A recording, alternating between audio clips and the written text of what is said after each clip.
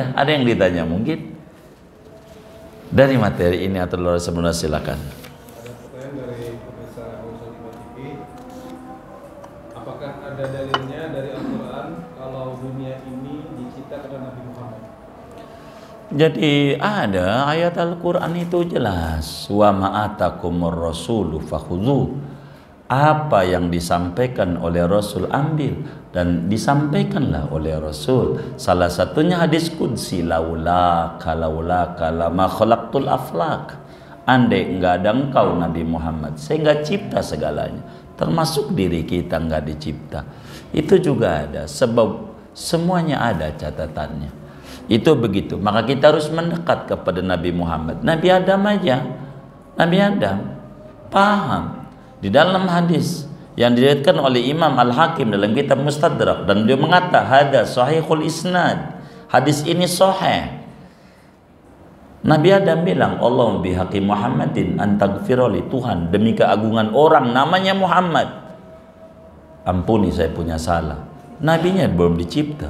Sampai Allah tanya, dari mana kau tahu Muhammad? Orangnya belum gua racik, cipta aja belum. Begitu. Baru nurnya. Kulihat di surga ada tulisan Muhammad Rasulullah, Muhammad Rasulullah. Pasti orang hebat, namanya disandingkan dengan namamu. Begitu. Dah, saya yakin kalau yang disampingin dengan presiden pasti wapres. Paling nggak kan begitu ya kan? Orang hebat lah yang kayak begitu. Begitu. Ini pasti orang hebat. Maka saya minta dan keagungan orang hebat yang namanya Muhammad. Maka saudara, segalanya begitu. Begitu segalanya. Maka rugi orang yang tidak mendekat kepada Nabi Muhammad. Rugi orang yang tidak mau dekat dengan Nabi Muhammad. Kenapa Nabi Nuh selamat? Di dalam diri Nabi Nuh kala itu ada Nur Muhammad. Kenapa Nabi Ibrahim nggak kebakar? Dalam dirinya ada Nur Muhammad. Kalau kita pengen hidup nggak kebakar, nggak stres, dagangan kita nyantai, hidup kita nyantai, jangan jauh dengan Nabi Muhammad. Bagaimana caranya? Banyakin baca sholawat biar dibimbing oleh Allah mempelajari hidayah Nabi Muhammad. Bagaimana seorang muslim harus berjalan di muka bumi ini, dan itu ada teladannya. Laqad kana lakum fi rasulillahi uswatun hasanah, dan di sana ada. Oleh karena itu jangan jauh dengan Nabi Muhammad, dan ngaji ini pun kita ngaji kalamnya Nabi Muhammad agar supaya kita terbimbing mengerti cara hidup, supaya kita jangan dikit-dikit udah takdirnya takdirnya mulu ya, enggak begitulah. Ada mantiqatul jabar dan ada mantiqatul ikhtiar. Kita kaya disuruh syukur kita, kalau kita syukur surga, kalau kita sombong neraka kita. Miskin disuruh sabar, bukan mengeluh. Sabar kita surga, mengeluh kita neraka. Maka sikapnya pada mantiqatul ikhtiar, inilah yang menentukan arah kemana dalam hidup ini. Dan itu yang menyampaikan adalah Nabi Muhammad. Rugi orang kalau tidak mau dekat kepada Nabi Muhammad. Dan majelis ini kami menyuruh kepada semuanya, jangan tinggal baca salawat yang pendek aja. Sallallahu ala Muhammad, sallallahu ala Muhammad. Syekhona Khalil, ulama besar, murid Syekh Nawawi Al-Bantani, makamnya di Bangkalan. Gurunya Ki Hasyim Asy'ari juga nyuruh baca sallallahu Muhammad 1000 dah sehari, biar di antara faedahnya Anda hidup tenang, jalan rezekinya enggak susah-susah amat dalam hidup. Di Lirboyo Yai Makhrus itu sampai nyuruh itu 1000 gitu semuanya. Ada juga yang nggak mau, ini pendek banget, ya udah diganti aja sholawat nariyah 1000, panjang amat tuh. Ini mau baca mau kagak, protes mulu ya. Jadi ini suplemen kehidupan biar dekat dengan Nabi Muhammad. Kalau kita pengen diberi dunia oleh Allah, maka dekati orang yang dunia dicipta karena dia, dan itulah Habibuna Muhammad. Dekati Nabi Muhammad. Maka sahabat Ubay bin Ka'ab bilang, kalau begitu ya Rasulullah, hari-hari kami bersolawat kepadamu. Aduh, kalau kau sudah demen bersolawat, idan tukfahammak wa yukfar dambuk, kesusahanmu akan hilang, minggat, dan dosamu diampuni. Hidup bahagia. Kenapa sahabat pada bahagia? Sukses. Begitu merantau ke Madinah, karena mereka yakin ada Nabi Muhammad. Dan ini yang harus penting sama kita. Jangan jauh-jauh dengan Nabi Muhammad. Rugi kita, rugi. Kudu banyak kita mendekat Nabi Muhammad. Caranya salah satunya baca sholawat. Itu caranya. Pokoknya sholawat, sholat adalah tiang bagi kita bersama. Untuk apa? Untuk kehidupan yang lebih baik. Dan saya banyak bagi-bagi aurat-aurat kaum salihin. Tidak lebih.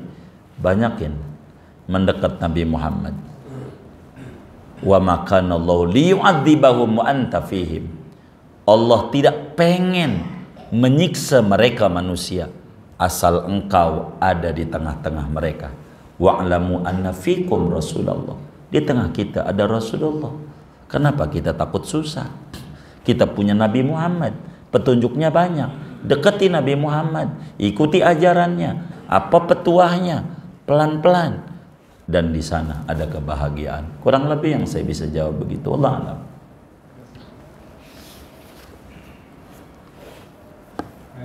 Baik. Assalamualaikum warahmatullahi wabarakatuh. Waalaikumsalam. Ini saya bertanya, antara takdir dengan nasib itu perbedaannya apa, Pak Kiai? Mohon penjelasan. Terima kasih. Baik.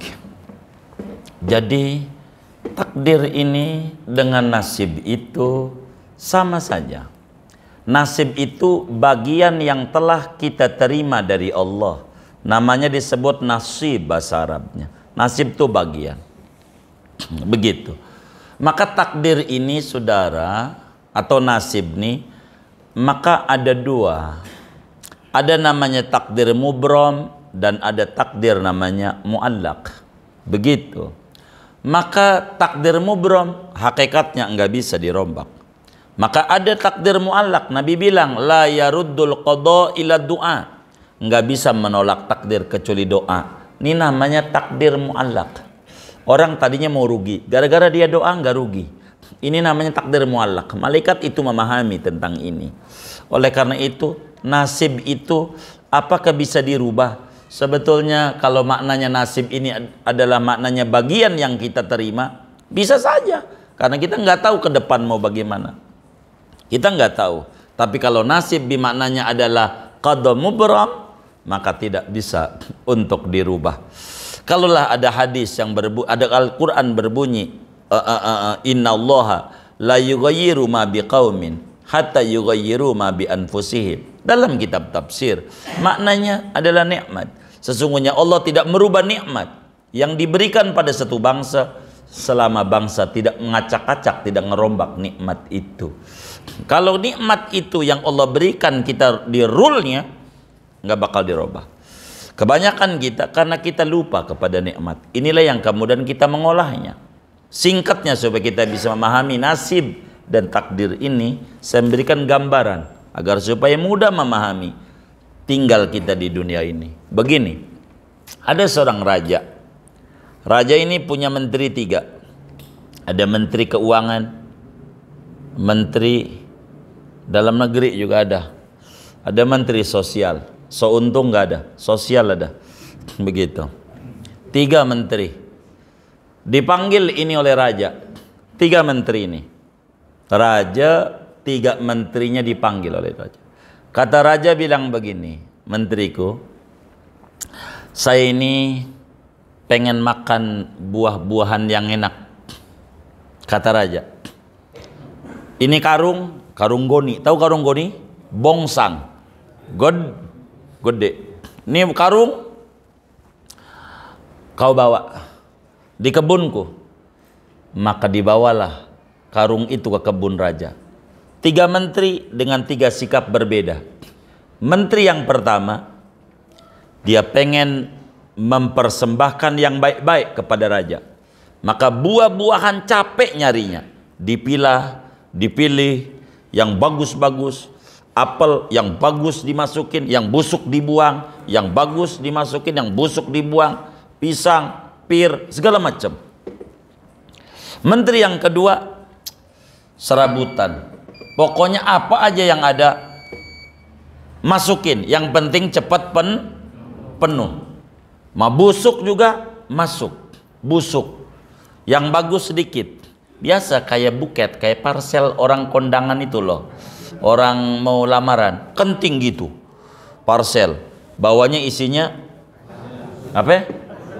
Apa? Kertas. Kayaknya tukang begitu Haji Mijon ini. Bisa tahu ini.